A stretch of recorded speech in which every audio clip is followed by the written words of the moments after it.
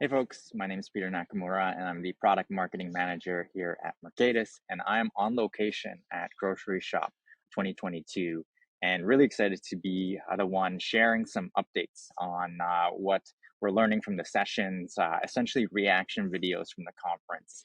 This is my first experience at Groceryshop, so I'm just going to come in with just as open and as curious of a mindset as possible, just to learn from some of my peers here on how they're advancing their grocery strategy.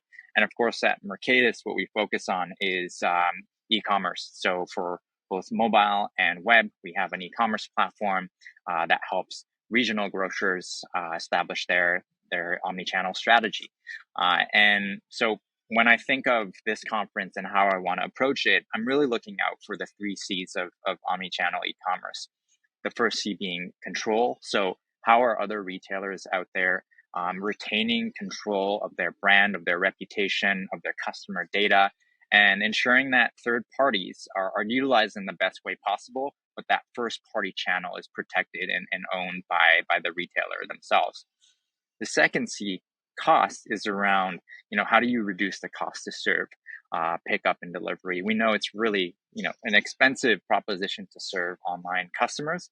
So how do retailers out there find efficiencies, find other ways to subsidize and fund the e-commerce aspect of their business? I'm going to keep my ear out for that. And then the third C, convenience, around how do you deliver a delightful, seamless customer experience that fits into the busy lifestyles of a omnichannel customer. This seems to be a really big track at the conference, and I'll be absorbing as much information around that on, again, how other retailers are doing, what other technologies are coming out, what should retailers like yourself be thinking about as you craft your convenience strategy. So, really excited to share all this information with you. Hi, everyone. So, recording my day one thoughts and reactions from Groceryshop. Three highlights from the day. Number one, click and collect remains the most profitable fulfillment approach. So, I attended sessions with Michael Latiola from Foxtrot, Tim Simmons from Sam's Club, Natalie Knight from Ahold Delhaize, and all of them mentioned the importance of click and collect in their omni-channel mix. And it makes sense. It's quite profitable still for a lot of retailers compared to delivery. Tim Simmons, SVP and Chief Product Officer of Sam's Club, was talking about curbside during the pandemic was launched and scaled in just 6 weeks, and they are still experiencing phenomenal growth. It's not tapering off.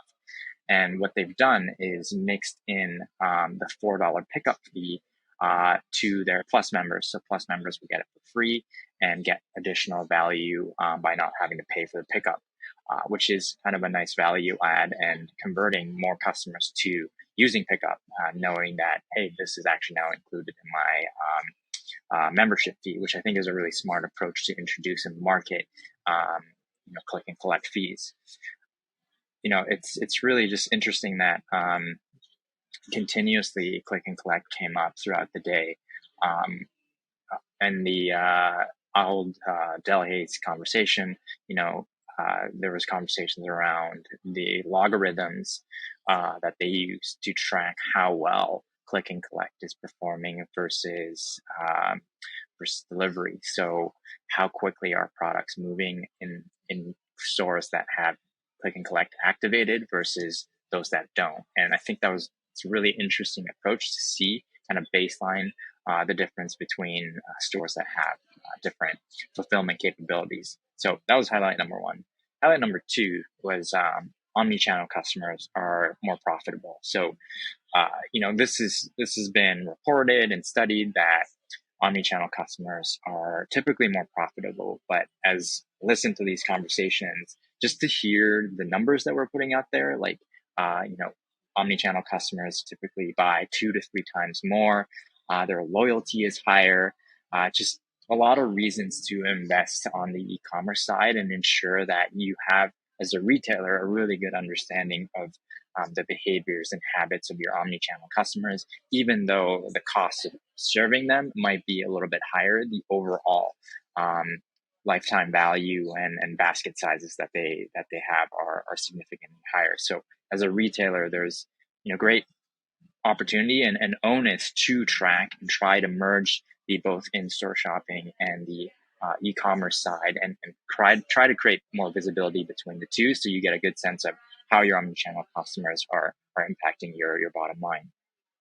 The third piece came from a session with Jennifer Science, Chief Merchandising Officer at Albertsons, was talking about building a customer-centric e-commerce experience. So Albertsons has been working on a completely new app for about a year now, of which many parts seem like they're at the pilot and scale phase. And she was unpacking how they went about the process of designing this new app, which features things like recipes, um, behavior tracking, ability to order that prepared food as you're heading home. Things that they've really done a really good job of thinking about the customer and how their products fit into their lives. So how do they get started? Their focus was around inspiration and ease. Those are the words that she used. And they built out the customer journey. They spent a lot of time mapping out customer journey, not just as it would relate to going through the grocery process, but their life in general. What are the key moments that they need to be there for their customer? And it really showed a sense of connection and trying to understand the behaviors and habits, which is really, I think, important for all retailers to understand and dig into and do some of that kind of customer journey mapping. So, things that they look for were data and signals that they could use for assortment, loyalty programs, understanding seasons of their lives. A lot of thinking and collaboration went into it. So yeah, and it's really interesting to see what their final product will look like. They showed a quick preview of it, and it looks quite promising. So yeah, so 3 highlights again. 1, click and collect remains the most profitable fulfillment approach. Lots of people focusing on that and focusing on the growth and marketing of it. Number 2, omnichannel retailers are the most profitable. So focusing energy in them and connecting the dots between their in-store and online experiences. And then finally, bringing a customer-centric experience in the e-commerce and really understanding your customer journey as highlight number 3. Hope that was interesting. Hope that would help you just get a taste a little bit of what Grocery Shop Day 1 was like. And we'll see you tomorrow.